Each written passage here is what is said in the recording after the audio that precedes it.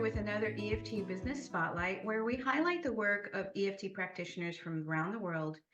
And today we have the pleasure and the honor of interviewing Abi O'Donovan. Hi, Abi. Hi, Alina. Hi, Craig. So great to have you here. From across the pond. Yes, absolutely. Lovely accent there from Ireland. Abi, we'd like to start off by asking people the burning question of how did you ever come across this interesting thing that we do called EFT tapping? Well, I kind of come across it, a while back, and to be honest, I was quite skeptical about it, like at the time, as I think a lot of people, that's what I think a lot of people are, but yeah, I mean, then, in the work that I was doing, it became really clear to me that I needed to have some tool that would actually work with the unconscious and really work with, the beliefs that sometimes people had that they didn't actually realize were causing huge problems in their lives. So, and that's how I decided, to really look seriously at EFT. And when I did, and then I found, all of the impressive research that had been done into it, I mean, that really that really piqued my interest, because it was like, because I mean, it was though there's some real background, to this now. And so, yeah, that was. Now, when we do these spotlights, we talk to practitioners, especially ones that are specializing in different topics. And you've got a really unique one for a special demographic of people that are suffering, because, EFT is pretty effective at helping people to overcome challenges and problems and pains in their lives that they're experiencing. So I'm wondering if you could share a little bit about your specialty in using EFT and who you work with. Sure. Excuse me. Yeah. I mean, like, the work that I do today really is around, I specialize in working with men who tend to be over kind of the age of 40, who either, have, worries around their sexual performance, or not being able to get or sustain an erection, or who just find, like that they can't last. And it's and it's almost like where sex is an ordeal, like, or something to kind of, like get right, rather than something to just like be in and really enjoy and all of that, So, so I mean, I'd started, the whole kind of theme, of like sexual spiritual integration had been huge in my life, and a core part in that. And anyhow, in 2013. I had trained as a tantra practitioner, so that was what I was kind of doing at that point.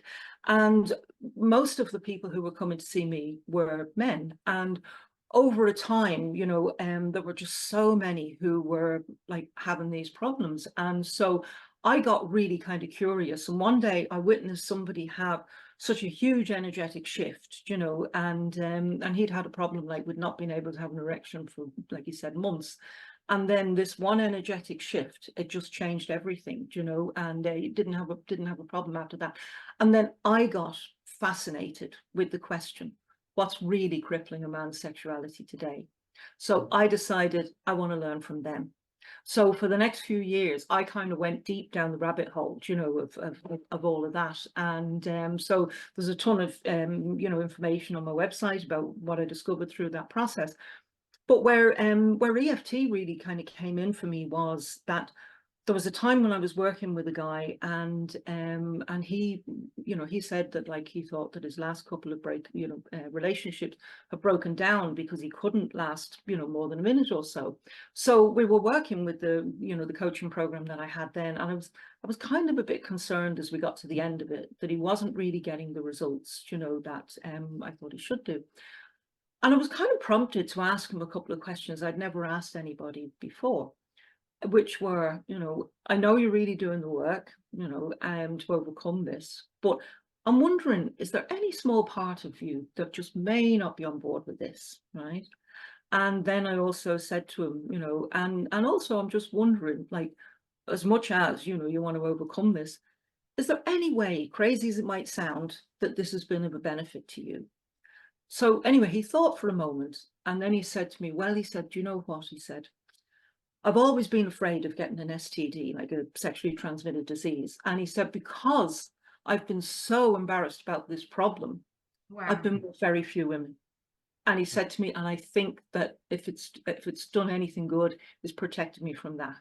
And Yeah. that was my light bulb moment, you know, when I knew, right, well, you know, unless you're really going to work deeply with the unconscious, that yeah, you know, you can only kind of go so far. So then I, you know, did the training, did the certification in EFT, and then began, you know, like really using EFT to work with some of these issues as well. And yeah, and you know, I think the greatest challenge is that people don't know a lot about EFT, you know, unless they're already know about EFT and come to it that way. So that's kind of one of the biggest challenges, and it'll be wonderful to have more research, you know, into that. But yeah, the results already, you know, that I've had with some guys have been incredible, like, you know, so yeah. Yeah, there was a when I was looking at the emotional connection of this topic, one of the things that stood out for me was, especially when we're talking about erection, that you know, the little magic blue pill only supplies blood flow. It doesn't actually like help anything else that's going on, which is really fascinating. And so, Meaning desire, yeah, meaning connection, absolutely. meaning Right. The right. subconscious blocks, as Abby's talking about, right? Yeah, that's it, you know, and you know, and what I've experienced with men, you know, is that that sometimes that, you know, and I'm always kind of like, I want to say I'm not generalizing, I'm actually speaking from, you know, like experiences that I've had of working with men. But you know, I've often had the experience where somebody will, because they've actually tried the little blue pills and it didn't work, then they think, oh, I must really have a huge problem, instead of Yes. realizing, well, actually, it's only that little bit that it's meant to, Right. you know, it's meant to deal with. But you know, it may not do anything for the fact that maybe you're exhausted. You know, maybe the fact you've got like some internal conflict, you know, going on around a particular issue or whatever. And I think one of the things that's kind of not always like kind of considered is what I call the firewall delusion, you know, where a man can have an idea, you know, well, this is a sexual problem, so, you know, it's got something to do with my sexuality. But, you know, he may not connect that to like, well, where in my life may I not be standing up for myself? May I not be speaking up for myself? Or, you know, where else in my life do I actually need to slow down? You know, so there's all of these kind of like, and this is the thing I love about like really working with EFT, because as we know, you know, it's like, you know, and you know, it's like your life is all parts, you know, you can't separate out this, that, and the other. And you know, and I kind of you know, the way I look at it is, it's like optimal sexual functioning is an expression of an integrated system. So, you know, it's like, what's the part of the person, you know, that maybe yeah, there's something, it's like, where's his energy that he doesn't actually, you know, like have it and have it present really with him. So Abby, I imagine that there are like pre-existing emotional issues that end up creating the problem to start. But once the problem is already there for a man, then the embarrassment, the shame, the stress, Yeah. the avoidance, Yeah. the, you know, Sometimes all that of can happen with just a comment from a partner well, too. the secondary issues after the problem. So Yeah. there's a huge emotional Yeah, component for sure. and stress-related component that EFT, I believe, can probably be really supportive of. So thank you so much for really committing to this, because totally. on one hand, it can be minimized, like, oh, you know, of all the problems in life, is that really like the biggest one? But on the other hand, it really takes a toll, can take a toll on a person's self-esteem, Yeah. on their relationship. And if it affects their relationship, it affects their outlook in their family and their life. So the ripple effects can be tremendous. So thank you for really Absolutely. focusing on that and helping men in the way that you do. And I imagine that like this is just like the first and second level, and then you move up to the spiritual thing. So I want to ask you, for those that are like new to all this, how would you define like the spiritual sexual part of the work that you do? Okay. Well, if you think of it this way, today, right, we don't seem to have any problem, with the understanding that we're mind, body, spirit.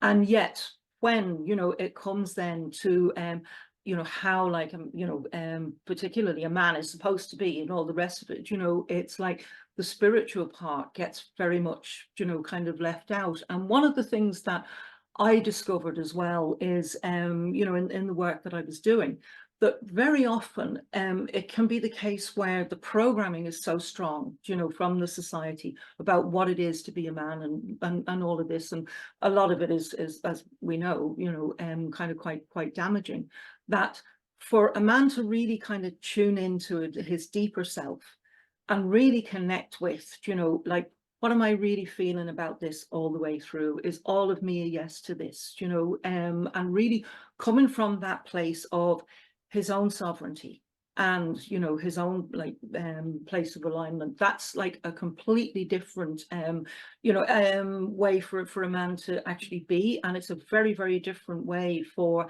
like a man to be in connection with a woman as well. So I mean, it's kind of hugely important. And and like, and as I say, I'm not generalized, because there are lots of guys out there, and I totally acknowledge that, who have no interest, in maybe the spiritual aspect of sexuality or whatever, and I totally get that. But it's like, when you think that it's like kind of yeah, you're cutting off so much of yourself, like without that. And and one of the things, that I'm aware of is how, like, when you actually, like, look, at a penis, right, and it's the side, the tip that's at the side where, when he has an erection that faces his partner, it's actually shaped like a heart. And and in the in the reflexology system as well, it's like that's the heart point, and it connects with with the woman's cervix. It's like that's connected with the heart as well. So it's like there is this whole kind of like connection that's that's meant to be there, like, in terms of emotional, spiritual, sexual, and all of it. And so I think there's something about how we've kind of almost like as a culture, in a way, like kind of sliced pieces out of that. For sure. And so Yeah. so it's really about, like, bringing everything together, because whenever you ask anybody, well, like, tell me about your best like your best ever sexual experience, it's one where it's like all parts of them are in alignment, so it's like, so yeah, so maybe when there's some problem that appears, it's like, and I don't mean to minimize like how devastating this can feel to a man, because I know it really is, but is he open to the possibility that this is actually wanting, this is something where he can actually bring all parts of himself back together and look at, yeah, well, maybe, what have I, Yeah. well, what have I left out, like, too, Yeah.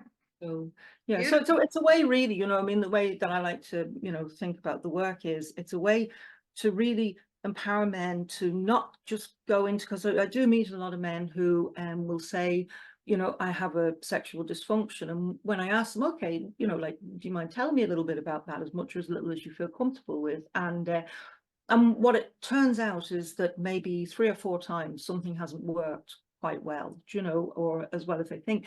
And I mean, that's nowhere near the criteria, like, for a sexual dysfunction. So, so there are a lot of men who are out there disempowering themselves by Yeah. that belief, when, it's that may not be the Right. case. It's situational. Yeah. Right. Well, beautiful work that you're doing, Abby. And could you tell the viewers where they can reach you? Sure. My website is integratesexandspirit.com. And that's really the best place to reach me. I have a contact page there with a contact form, and yeah, and that's the best place to. Abby, thanks so much for joining us today, and for the work Thank that you're you. doing, and for letting people know, so that those that are needing or wanting, whether it's for themselves or maybe their partner, they know how to get more information. So thank you so much. Thank you.